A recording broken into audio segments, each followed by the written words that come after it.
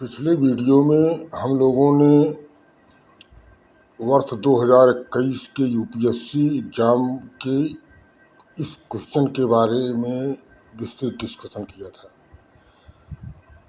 जिसमें एक क्वेश्चन आया था कि मेड इंडिया में जो प्रशासनिक ढांचा था वो उसका जो करेक्ट सीक्वेंस था, मतलब correct sequence in ascending order, कौन से क्लासिफिकेशन का साइज कैसे था। इसमें बताए थे कि सबसे बड़ा जो विभाजन था वो साइज में सबसे बड़ा सूबा होता था, उसके बाद सरकार और उसके बाद परगना। मुगल काल में 16वीं शताब्दी में सूबे का जो शासक होता था वो सूबेदार था, गवर्नर। सरकार का जो शासक था वो कलेक्टर होता था, जिसे उस समय फौजदार कहते थे, जो लॉ एंड ऑर्डर देखता था, रिस्पॉन्सिबल था उसके लिए। और परगने का शासक जो है सिकदार होता था, वो राजस्व एकत्रित करना और कानून व्यवस्था बनाए रखना काम थे। इस तरह से जो असेंडिंग ऑर्डर में परगना, सरकार और सूबा, मुगल काल का प्रशासनिक ढांचे का विभाजन था। ये उत्तर सही हम लोगों ने डिस्कस में ये उत्तर कंक्लूड किया था। आज अब हम इस बात पर देखते हैं कि इस तरह से इतिहास का जो अप्रोच है, हम कैसे हमको अध्ययन करना है। जिस तरह से क्वेश्चन आता है, इसको कैसे कैसे इसकी तैयारी करनी है। इसके लिए है कि आप पढ़ते हुए, आप लिखते हुए चलिए। आप रफ में इन बातों को, आप जिस तरह से क्वेश्चन आ रहा है, सारे जो डायनेस्टी थी, जितने भी हैं, सबका किसने स्थापना किया, कौन किस आर्डर में उस कुल के, उस साम्राज्य के राजा कैसे शासन में आए, उनकी कोई विशिष्टताएं क्या हैं, इस तरह से एक संक्षिप्त में आपके पास लिखा हुआ रहना चाहिए, जिससे पता लग जाए कि किस परमार, चालुक्य, होयसल, जितने भी चर्चाएं की हैं, सबके जो है आपको वंशानुक्रम, जो हेरिडिटरी जो है, एक आपको याद रखना पड़ेगा कि कौन सा राजा किस सदी में स्थापना हुई, पहला शासक कौन था, उसके बाद शासक, उनका कार्यकाल, उनके कार्यकाल की घटनाएं। इस तरह से आपका जो फैक्चुअल जो हिस्ट्री है आपको माइंड में रखना पड़ेगा। इसके लिए आपको लिख कर एक रफ टाइप को लिखना पड़ेगा, तो आपका माइंड सेटअप बना रहेगा। और आप जो जब माइंड सेटअप करिए तो आप बगल में उस स्टेट का जो है एक मैप बना लेंगे, तो आपके माइंड में रहेगा कि इसका जोग्राफिकल पोजीशन कहाँ है, कहाँ इसका सिचुएशन है। तो फिजिकल सिचुएशन भी आपके माइंड में रहेगा। जैसे आपको हम एक मैप बना के बताते हैं कैसे जो है, कैसे आपको देखना है। देखिए, जैसे है, आप देखिए ये मैप बनाया है, आपको कैसे छोटे से छोटी रियासतों को आइडेंटिफाई करना है। देखिए, ये गुजरात का राज्य है, सोलंकियों का था, सोलंकी। इसके नीचे ये परमारों का स्टेट है, गुजरात और मालवा का क्षेत्र। ये चंदेल रियासत है, महोबा के चंदेल, पहले खजुराहो के चंदेल थी, फिर महोबा से शासन करने लगी। उसके नीचे, नर्मदा के नीचे, ये देखिए, ये यादवों, देवगिर के यादवों का शासन था। इसी में से होयसल निकला हुआ है, होयसल साम्राज्य, जिसके अंतिम शासक वीर बल्लाल तृतीय को परास्त करके विजयनगर साम्राज्य की स्थापना हुई थी। होयसल साम्राज्य जो है वो भी पश्चिमी चालुक्यों को परास्त करके जो है इन लोगों ने स्टैब्लिश किया। यादव और होयसल दोनों ने पश्चिमी चालुक्यों के स्थान पर अपने आप को स्टैब्लिश किया। उसके बगल देखिए चेर, चेर के नीचे जो है देखिए पांड्य स्टेट ये है, पूरा पांड्य है। और चोलों का देख लीजिए, आपको ज्योग्राफिकल स्थिति चोलों का। इसके ऊपर तेलगुंडा का स्टेट है ये। इसके जस्ट ऊपर काकतीय है, ये काकतीय है। काकतीय साम्राज्य जो है पूर्वी चालुक्यों के जो है जमीन पर इनका पल्लवित्व स्थित हुई है। जस्ट इसके ऊपर देखिए कलचुरी वंश का शासन है, कलचुरी के ऊपर चंदेल है। इस तरह से आप एक माइंड सेटअप किए रहेंगे तो आपको पता रहेगा कि कौन शासन कैसे जो है कहाँ कहाँ इसकी पोजीशन है, तो आपको हिस्ट्री के फैक्ट पढ़ने में, उसका एडमिनिस्ट्रेशन पढ़ने में आपको आसानी रहेगी। अब आते हैं अगले क्वेश्चन पर। अगले क्वेश्चन पर देखते हैं कि अगला क्वेश्चन क्या है।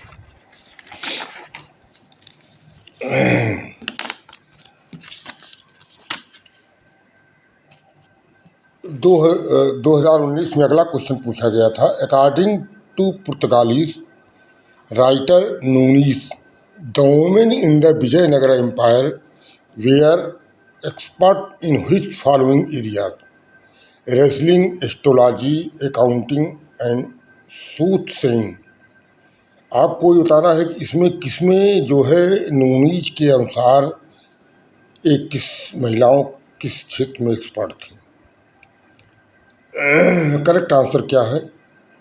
1 2 3 only, 1 3 4 only, 2 and 4 only, 1 2 3 4 all the option. कौन इसमें सही है? आइए इस पर थोड़ा डिस्कस करते हैं। नूनीज नूनीज जो है वो सबसे पहले देवराय के शासनकाल में हिंदुस्तान आता है और देवराय का शासनकाल में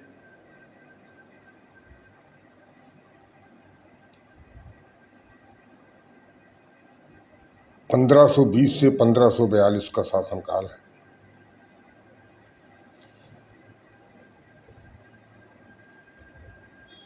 और 1530 से 1542 का शासनकाल है देवराय का। इस दौरान 1535 से 1537 के बीच नूनीज का जो है विजयनगर साम्राज्य में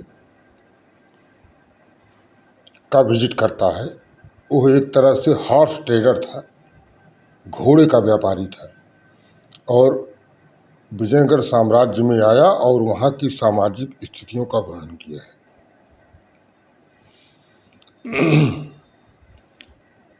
और लिखा कि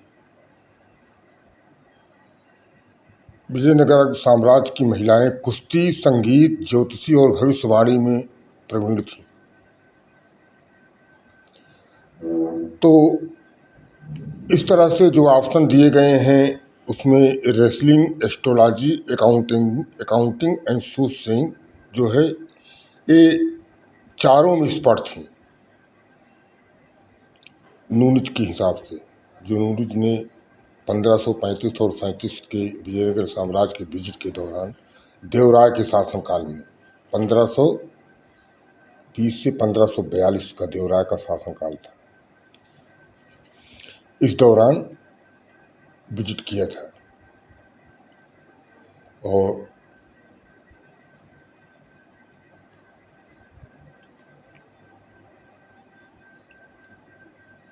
ये देवराय जो था ये तुलुआ वंश राजा था देवराय, 1530 से 1542। कृष्णदेव राय के भाई थे। कृष्णदेव राय का जो शासन था वो 1509 से 1529 तक था। 1530 में देवराय आते हैं और 42 तक शासन करते हैं।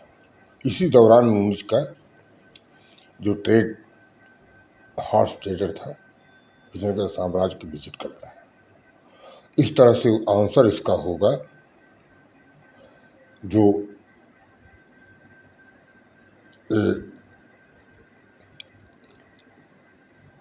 रेसलिंग, एस्ट्रोलॉजी, अकाउंटेंसी और सूथ सेइंग, ये आंसर होगा डी। ये आंसर होगा डी, 1 2 3 and 4। इसका आंसर डी होगा।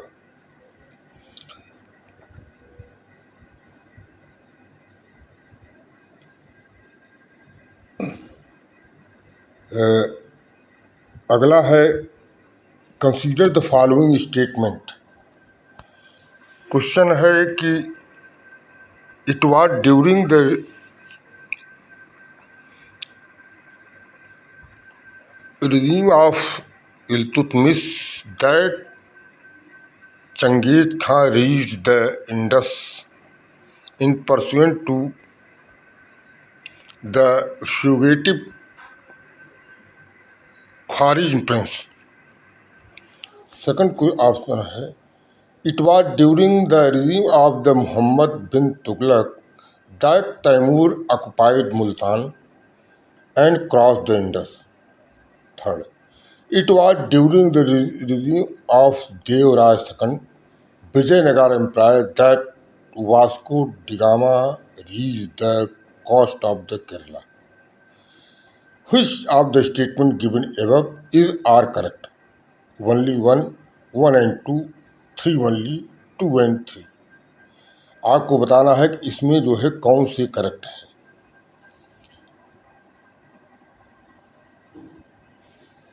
इसका जो पहला ऑप्शन है, इसका पहला ऑप्शन ये है कि चंगेज खां किस शासक के चंगेज खां इल्तुतमिश के शासनकाल में इंडस नदी तक पहुंचा था, वो भी जो है ख्वारिज़्म राजकुमार का पीछा करते हुए। ये आंसर सही है कि गलत है, मतलब ये स्टेटमेंट सही है गलत है। दूसरा है कि मोहम्मद बिन तुगलक के काल में तैमूर ने मध्य एशिया के मुल्तान को कब्जा करके क्या सिंधु नदी क्रॉस किया था? ये क्या स्टेटमेंट सही है? तीसरा है कि देवराज सेकंड के काल में विजयनगर शासक देवराज सेकंड के काल में वास्को डी गामा जो है केरला के तट पर पहुंचा था। इसमें से कौन सा करेक्ट आंसर है? अब देखिए, पहला, इल्तुतमिश के शासनकाल में चंगेज खां सिंधु नदी तक आया था, इस पर जो ख्वारिज़्म शासक का पीछा करते हुए। चंगेज खां जो है गजनी पेशावर पर शासन किया और ख्वारिज वंश के शासक अलाउद्दीन मोहम्मद को कैस्पियन सागर की ओर खदेड़ दिया।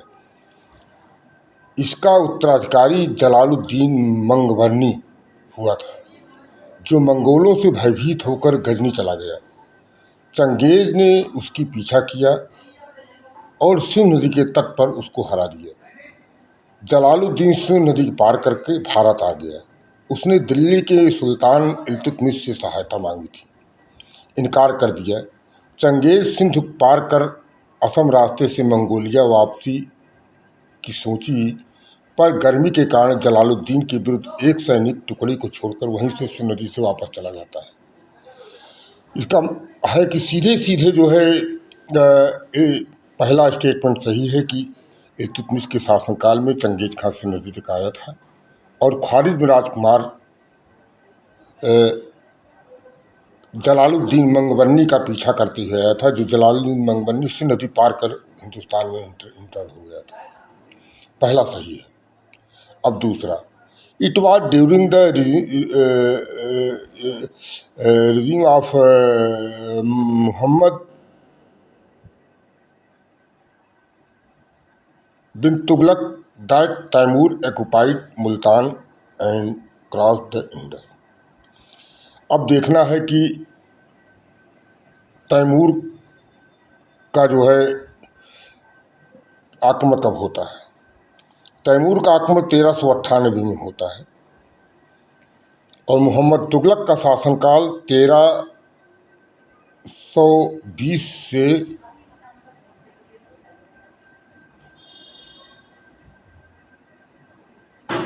मोहम्मद तुगलक का शासन कुल मिलाकर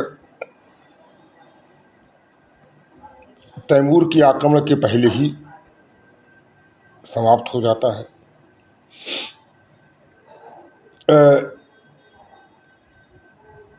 जो तैमूर है वो समरकंद से एक बड़ी सेना लेकर भारत सिंधु झेलम रावी पार करता हुआ आता है और 19 मार्च 1399 को तैमूर ने मुल्तान, पंजाब, दिल्ली के क्षेत्रों को लूट कर यहीं से वापस चला जाता है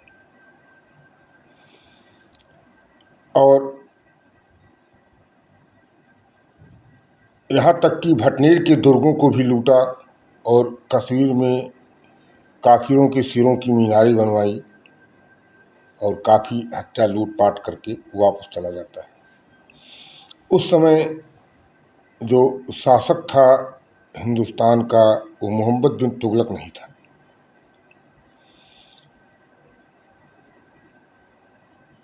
वो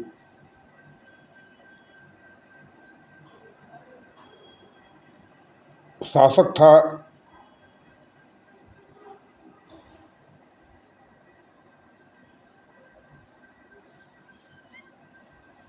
मोहम्मद बिन तुगलक का जो है उत्तराधिकारी था, जो उस समय दिल्ली सल्तनत में शासन कर रहा था। तो इस तरह से ये जो आंसर है ये गलत है कि मोहम्मद बिन तुगलक के काल में तैमूर का आक्रमण हुआ था। मोहम्मद बिन तुगलक के काल में तैमूर का आक्रमण नहीं हुआ था, जबकि उसके उत्तराधिकारी के काल में आक्रमण हुआ था, जो 1392 से शासन कर रहा था दिल्ली सल्तनत पर। अब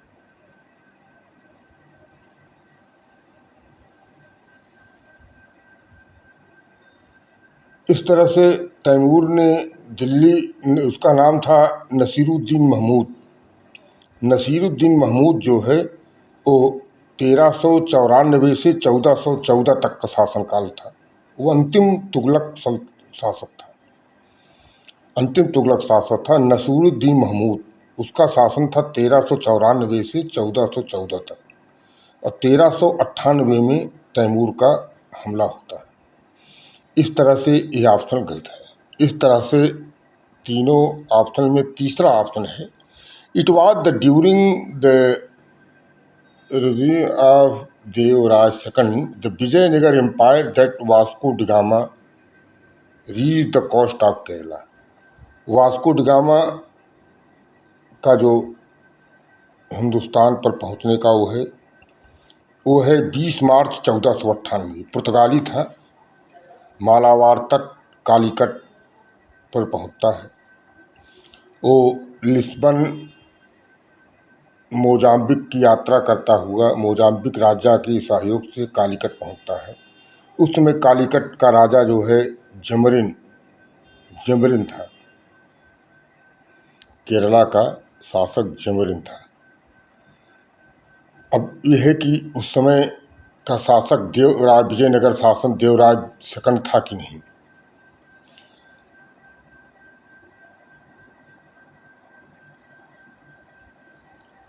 देवराय सेकंड न होकर उस समय 1400 जो 98 का समय है जिसमें वास्को डी गामा आता है, वो उस समय का शासन जो है नरसिंह देवराय का शासन था विजयनगर में। 1485 से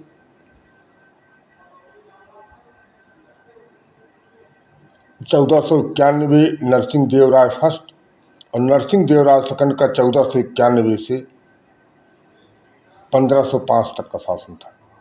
तो नरसिंह देव राय सेकंड नरसिंह देव राय सेकंड था, न कि देवराय सेकंड। और इस तरह से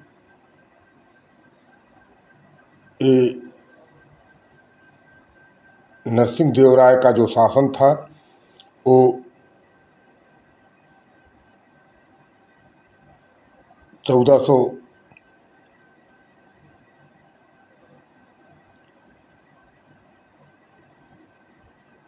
वास्तव में एग्जैक्ट आंसर होता कि नरसिंह देवराज सेकंड होता, तब ये जो है करेक्ट आंसर होता।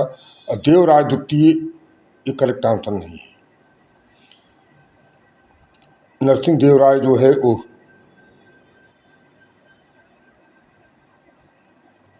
तुलुव वंश का राजा था। इसके बाद कृष्णदेव राय का शासन आता है 1505 से। इस तरह से ये भी आंसर गलत है। इस तरह से जो आंसर सही होगा वो होगा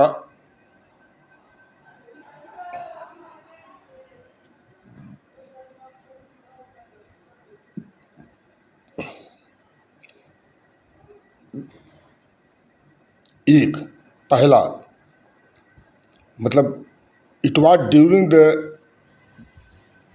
period of Iltutmish that Changez Khan reached the Indus river for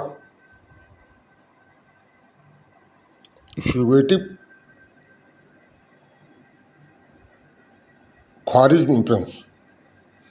तो इस तरह से यही एक आंसर सही है। सेकंड आंसर जो है वो मोहम्मद बिन तुगलक नहीं था, जबकि नसीरुद्दीन महमूद था तुगलक वंश का शासक।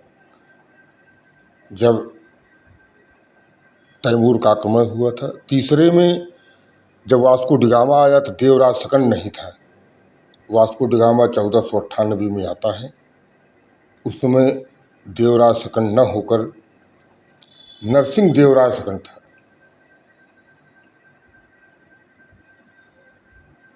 इसलिए केवल एक आंसर होगा, ओनली वन होगा। जो आंसर होगा वो होगा ओनली वन। तो एक तरह से आपको एक ए आंसर हो जाएगा, ओनली वन ए। अब आते हैं 2020 के क्वेश्चन पर। Consider the following events in the history of India.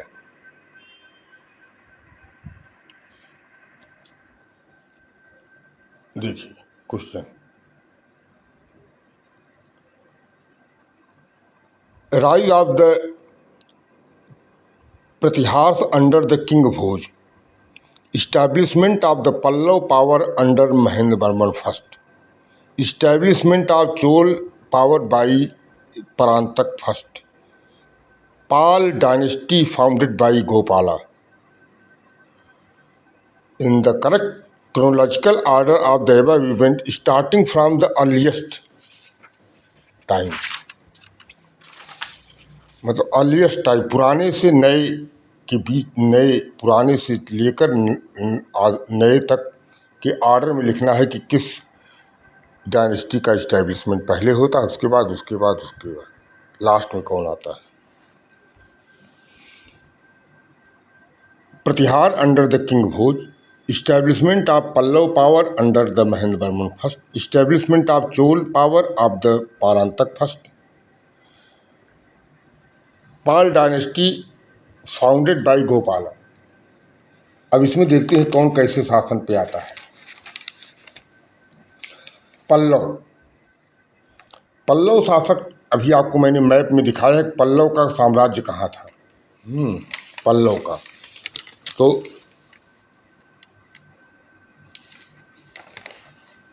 Pallav का जो शासन था महेंद्रवर्मन फर्स्ट 571 से 630 ईस्वी। पल्लव का 571 से 620 ईस्वी, 30 ईस्वी, महेंद्रवर्मन फर्स्ट।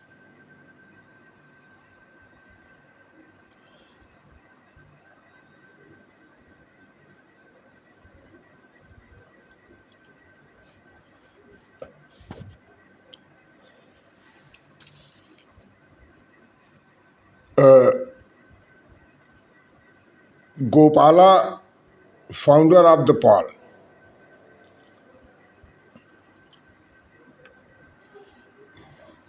जो पल्लव वंश थे उनकी 6ठी शताब्दी से 7वीं शताब्दी के दौरान इनका इस्टेब्लिशमेंट होता है और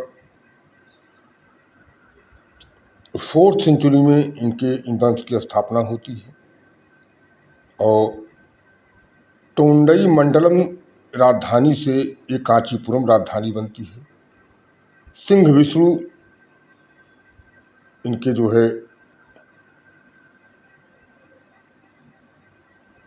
पल्लव के संस्थापक थे। फिर महेंद्र वर्मन फर्स्ट 600-630। इनकी विशेषता थी कि ये जो है रॉक कट जो है जो कंस्ट्रक्शन मेथड इस्टेब्लिश किया इन्होंने। जो आर्किटेक्ट था रॉक कट, पहाड़ों को पर्वतों को काट कर जो है मंदिरों को बनाना। बताते हैं कि महेंद्र वर्मन जो है वो चालुक्यों के पुलकेशिन द्वितीय की लड़ाई में मारा जाता है। जो महेंद्र वर्मन थे वो शैव संत अपार के प्रभाव में शैव बन गए थे। मत्त विलास प्रहसन नाटक की रचना किया था। और इसके बाद महेंद्र वर्मन के बाद पल्लवों में नरसिंह वर्मन फर्स्ट आते हैं। फिर नरसिंह वर्मन फर्स्ट के काल में ह्वेनसांग जो है विजिट करता है और इस तरह से महेंद्र वर्मन का काल 600 से 630 है। और पल्लवों के सामंत चोलों ने 9वीं सेंचुरी में इनको अपदस्त करके चोलों का साम्राज्य आ जाता है। चोलों को हमने भी भौगोलिक पोजीशन दिखाई थी। अब जान लीजिए कि इनका स्थापना 630 से 600 से 630 पल्लव महेंद्र वर्मन का 600 से 630। अब प्रतिहार शासक का जो राजा भोज थे इनका कार्यकाल क्या है। प्रतिहार शासक राजा भोज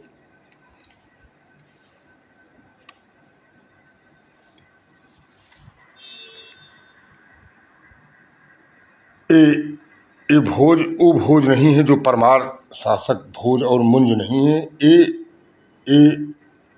ये भोज हैं मिहिर भोज। इनको हम भोज प्रथम भी कहते हैं। मिहिर भोज प्रतिहार शासक थे। और भोजों का जो प्रतिहार के भोज जो थे वो 836 से 885 836 से 885 इनका शासनकाल था। 836 से 85। हम इनको मिहिर भोज भी कहते हैं। मिहिर भोज ये प्रतिहार शासक थे। और मिहिर भोज विष्णु आदिवराह विष्णु के जो है ये विष्णु वैष्णव भक्ति वैष्णव संप्रदाय के अनुयायी थे। इसके बाद इनका जो सिक्के कॉइन चलते थे उसमें आदिवराह की जो है चित्र बनी होती थी। सतलज नर्मदा और बंगाल तक इनका विस्तार था। कन्नौज इनकी राजधानी थी। महेंद्र पाल प्रथम, नागभट्ट द्वितीय, गोविंद ये सब इनके शासक थे। कन्नौज शासन थे। और इनका राष्ट्रकूटों से संघर्ष होता था। गोविंद राज फर्स्ट, गोविंद राज सेकंड, नागभट्ट द्वितीय, इन सब से इनका संघर्ष होता था। त्रिकोणीय संघर्ष पाल प्रतिहार और राष्ट्रकूटों का। अब आते हैं establishment of Chola power of Parantaka first. Chola साम्राज्य 9th और 13th सेंचुरी में चोल साम्राज्य की स्थापना होती है। अब देखना है कि परांतक प्रथम कब थे। इसीलिए एक आर्डर में आपको बनाए रखना है कि कौन सा शासक कब आता है। इससे इस तरह के क्वेश्चन को आप हल कर सकते हैं। आपको रफ में नोट करके माइंड सेटअप करना पड़ेगा कि चोल राज की स्थापना कब हुई, किस शताब्दी में, स्थापक कौन था और उस राजाओं का क्रम क्या है और कौन सी घटनाएं घटती हैं, इसको देखना पड़ेगा। तो चोलों के जो साम्राज्य था वो 848 में विजयालय ने स्थापित किया था तंजावुर पर कब्जा करके। और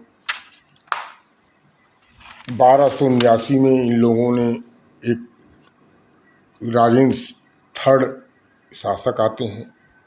उसके बाद 907 से 955 ईस्वी में परांतक फर्स्ट आते हैं। 907 से 955 ईस्वी में परांतक फर्स्ट ये शासन करते हैं।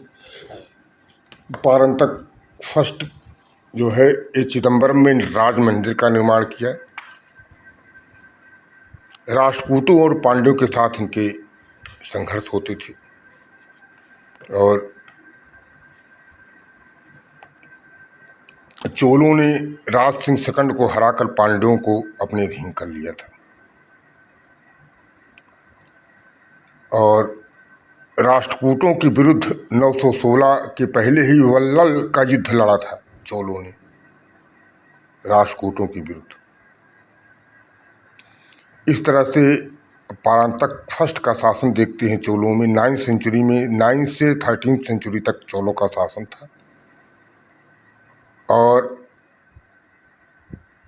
पारंतक फर्स्ट का शासन 907 से 955 तक। तो इस तरह से देखते हैं कि सबसे अर्लीस्ट जो है जो शासन है वो अर्लीस्ट शासन है पल्लव जो है 600 से 630 महेंद्र वर्मन फर्स्ट।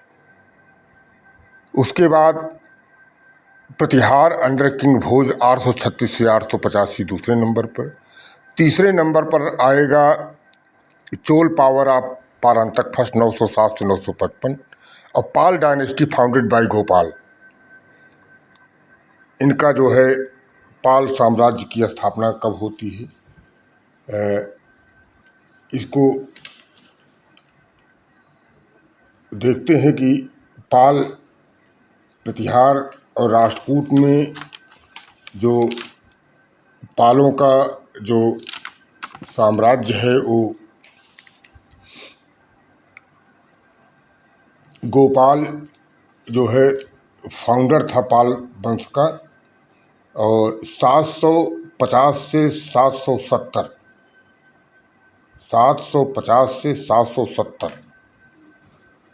गोपाल का शासन जो था वो 750 से 770 बंगाल के ये जो है पाल वंश बंगाल में स्टेब्लिश थे।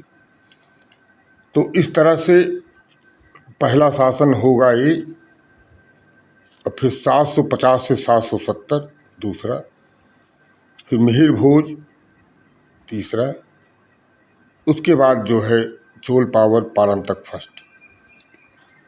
इस तरह से अब देखते हैं कि आंसर इसमें जो है आएगा 2 1 4 3 3 1 4 2 ऑप्शन 2 दूसरा चौथा पहला तीसरा इस आर्डर क्रम में रहेगा। तीसरा चौथा पहला दूसरा इस आर्डर क्रम में रहेगा। दूसरा चौथा पहला तीसरा किस आर्डर में क्रम में रहेगा। तो देखिए दूसरा नंबर 1 पर रहेगा। फिर आप देखिए सेकंड, दूसरा चौथा, फिर थर्ड, दूसरा चौथा पहला, फिर चौथे नंबर पे है 3। इस तरह से अगर आप देखते हैं क्रम में, तो अगर हम आर्डर क्रम में देखेंगे तो सबसे पहले जो है शासन जो आएगा वो 2 नंबर रहेगा, 2 नंबर रहेगा।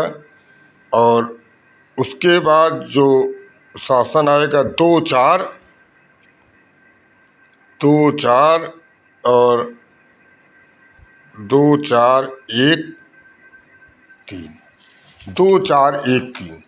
तो 2 4 1 3 जो आप देख रहे हैं ये है सी। 2 4 1 3 सी आंसर सही होगा। ये आंसर सी 2 4 1 3 का मतलब ये है कि आप देख लीजिए कि पहले पर establishment of Pallava power under Mahendra Varman first, सबसे प्राचीन सबसे एंशियंट। उसके बाद आता है Pala dynasty founded by Gopala 750 से 770। उसके बाद आता है 836 से 85 मिहिर भोज थर्ड पर। उसके बाद आता है पारंतक फर्स्ट चोल इस्टेब्लिशमेंट 907 से 955 सबसे लास्ट। ये आर्डर क्रम है। अब देखते हैं कि अगला क्वेश्चन 2019 में आया कि with the reference of the Mughal India what is different between the jagirdar and zamindar. Jagirdar was the holder of the land assignment In lieu of the judicial and police duties, where zamindar were holders of the revenue right without obligation of to perform the duty under then revenue collection. दूसरा है land assignment to Jagirdar were hereditary and revenue right of the जमींदार were not hereditary. इसमें से क्या सही है? Only one, only two, one and two, neither one, neither two. Jagirdar were holders of the land assignment in lieu of the judicial and police duties. जो जागीरदार होते थे उनको जो जागीरें दी जाती थी वो जो है जुडिशियल और लॉ एंड ऑर्डर मेंटेन करने के लिए दी जाती थी, उसके बदले ज़मीन दी जाती थी, सैलरी के बदले ज़मीन दी जाती थी। और zamindar were holders of the revenue, zamindar जो होते थे वो ज़मीन के मालिक होते थे, जागीरदार मालिक नहीं होते थे, केवल एक सैलरी के रूप में अपना लेते थे जब तक वो राज्य को सेवाएं दे रहे हैं। और जमींदार को जो है कोई लॉ एंड ऑर्डर, कोई जो है कोई लाइबिलिटीज़ नहीं थी। Without obligation to perform and duty other than revenue collection,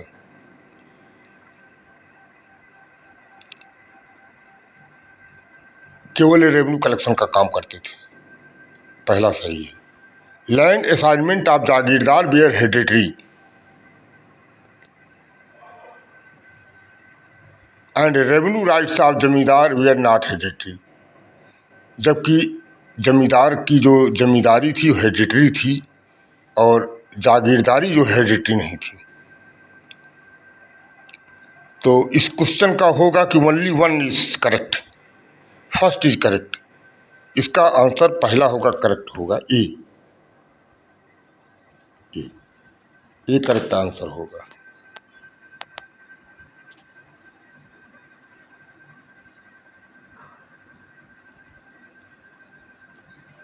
अब दूसरा है बिल्डिंग ऑफ कल्याण मंडप was the notable feature in temple construction in the kingdom of किसके राज्य, जो है कल्याण मंडप किसके राज्य की जो है ये जो है कंस्ट्रक्शन सिस्टम था? चालुक्य, चंदेल, राष्ट्रकूट और विजयनगर। जो मंदिर स्थापत्य कला का जो विस्तार होता है, जो विकास होता है चालुक्यों के शासनकाल में, विजयनगर के शासनकाल में, मंदिरों में तीन चीज़ें जो हैं इस्टेब्लिश होती हैं मंदिरों में। पहला जो मंदिरों का था उसमें पहला था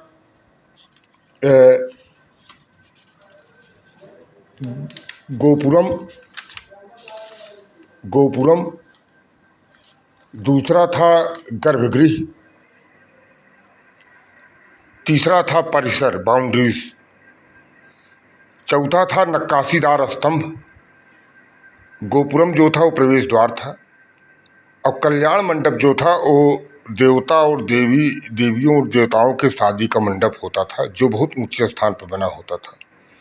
इस तरह के मंदिर देवराय फर्स्ट ने हजारा मंदिर और जो है बनवाया, और हम्पी का विरूपाक्ष मंदिर जहाँ पर कल्याण मंडप के जो है दृष्टांत मिलते हैं। कल्याण मंडप। अब अगला क्वेश्चन देखते हैं। एक क्वेश्चन हो जाएगा विजयनगर। अब आप देखेंगे कि डी, ये आंसर हो जाएगा डी, विजयनगर। अब अगला क्वेश्चन आते हैं। अब देखते हैं कि अगला क्वेश्चन कंसीडर द, अब इस क्वेश्चन को अगले डेट पर हम लोग फिर से डिस्कस करेंगे। अब केवल इन सब से डिस्कशन से एक निश्चित निष्कर्ष निकलता है कि हम लोग जो प्रतियोगी छात्र आते हैं, प्रतियोगी छात्रों को सबसे